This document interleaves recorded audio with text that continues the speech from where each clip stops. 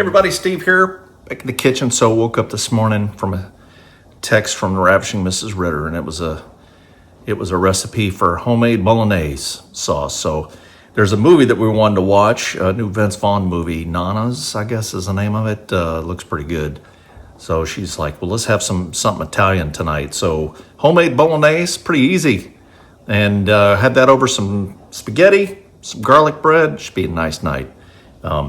All the ingredients and directions are down below. Just follow along, and let's get cracking. All right, well, let's get started. I got a couple of tablespoons of olive oil, heating it up over a pot, medium-low heat. I'm going to go with the, I believe it's called the Holy Trinity, the onions and carrots and celery. Now, one thing I did here, and I've had some comments before, people talking about the tops of the celery and how that's like really flavorful part of it. So I opted to keep in the tops of the celery plant. So I got some leaves in there and everything else. And it was very, very flavorful. I'm going to heat that over medium to low heat for probably 10 minutes or so till the onions get translucent. Once I do that, I'm going to come in with my meat. Now I'm looking for, I've got about 1.25 pounds of hamburger beef, and then I've got the same, about 1.25 pounds of pork, ground pork.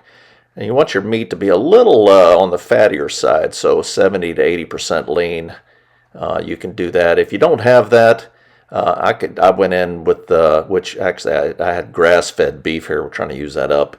I ended up going in with a little extra olive oil just to kind of give it a little bit of fat to cook with.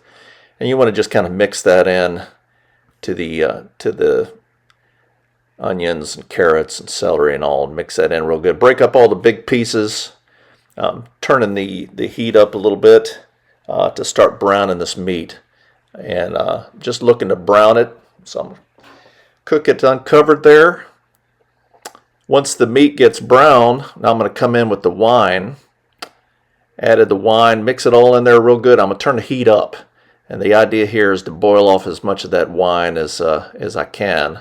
When I get down to that point, then I'm going to come in with my tomato paste and all the other ingredients here. Now, one tip that I found is when you use tomato puree, don't use whole tomatoes or fresh tomatoes, because there's my bay leaves, salt and pepper. That canned tomatoes or fresh tomatoes have a whole lot of water content, and that's going to cook off, and it's not going to, your sauce won't be as thick. So I went with the tomato puree. It's some good stuff in the bottles there. Make sure I use all that. I used about 48 ounces there, so we had plenty of sauce, and it still was pretty thick and it wasn't really wet sauce. All right, coming up on 3 hours now. Got some pasta boiling here. Got my sauce covering, looking really nice.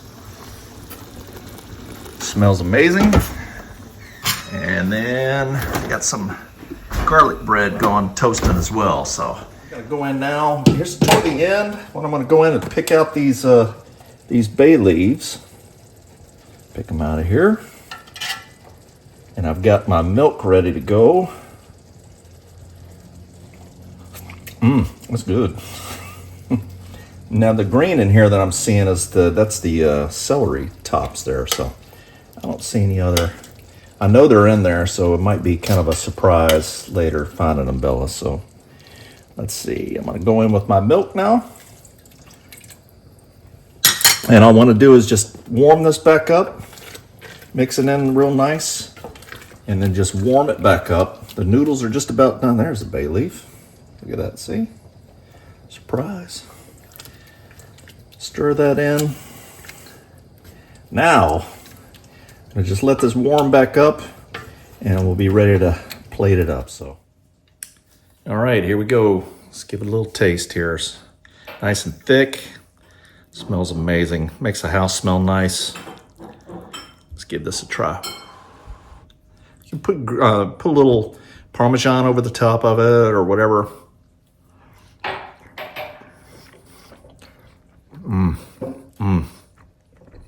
homemade Bolognese. Oh, it's so good. Can't wait and watch a good movie. And anyway, directions, ingredients are all down below. Let me know what you think. And we'll see you next time. Take care.